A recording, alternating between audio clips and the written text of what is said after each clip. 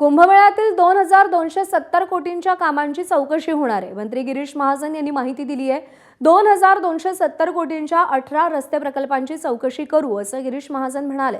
विशेष चौकशी समिती स्थापन केल्याची महाजनांनी माहिती दिली आहे। निविदेतली अनियमितता, कामाचा दर्जा तपासणार असल्याचं ते म्हणाले। नागपूर विभागाचे मुख्य अभियंता चौकशी समितीचे अध्यक्ष असतील। नाशिक आणि अहिल्यानगरचे 18 रस्ते प्रकल्प चौकशीच्या कक्षेत असतील। समितीला 15 दिवसात अहवाल सादर करण्याचे आदेश देण्यात आले। ठाकरेंच्या शिवसेनेचे आमदार अनिल परब यांनी विधिमंडळामध्ये जाब विचारला होता।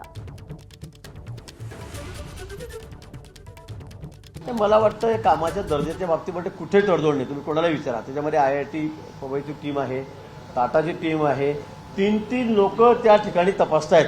तुम्हाला काही दिसलं तसं तर तुम्ही आमच्या कानावर टाका की बाईचा दर्जा खराब आहे, इथे काम खराब होत आहे, पण क्वालिटीच्या बाबतीमध्ये 1% सुद्धा कुठे तडजोड आमच्या ठिकाणी नाहीये, 1% सुद्धा नाही। थर्ड पार्टी इन्स्पेक्शन करून त्या ठिकाणी काम चाललेलं आहे। तुम्ही दर्जाच्या बाबतीमध्ये तुम्हाला जरी वाटलं स्वतः तरी तुम्ही आम्हाला सांगा की असं दिसतं। जळगावमधील अवैध वाळू उपशाला आळा घालण्यासाठी जिल्हाधिकारी रोहन घुगे आणि पोलीस अधीक्षक श्रीकांत धिवरे यांनी थेट नदीपात्रात उतरून